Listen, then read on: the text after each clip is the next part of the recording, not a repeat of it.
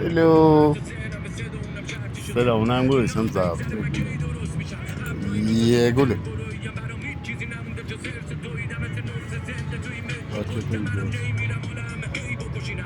خوابه رفت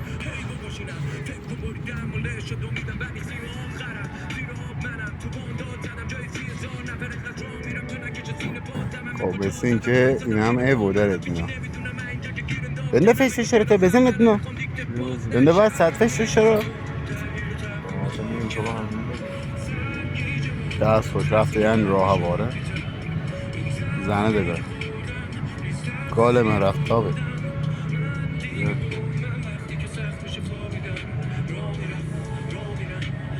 مدت چیزی اون وقت مش میزنه بید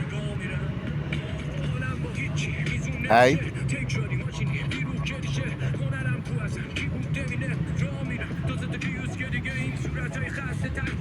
دیانته ده بنده میرسه بنده بنده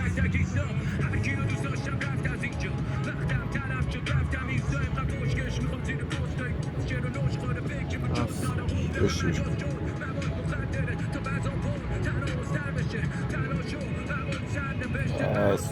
خوش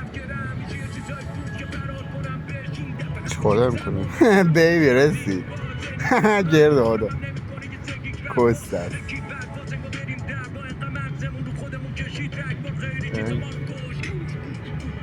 بگو نمیگه برو من دوشم گاله میندازم و یه دارت با چیزی چیست کسشه این چه برداشت چرا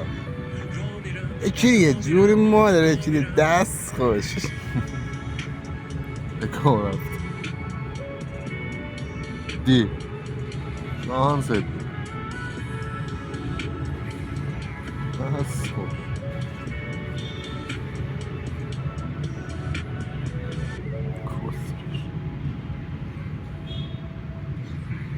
دوتا بولر دارن دست خوش با دکی نایت ویت مخالفی نه؟ آخه بولر دارد مزه نایت ویت زده فاشاش مادر این همه میگایدم برو برو برو نایت ویتسه از سه دوست داری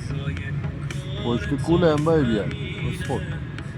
چیه وانا سر مادرشو بگیر همین کس کشسی همین خواه کس در میره این فکر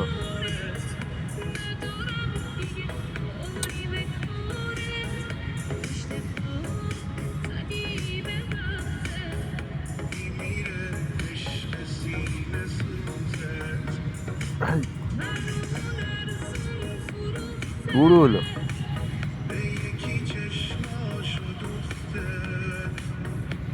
دست خوش یه نایت نه دیگه لایت نه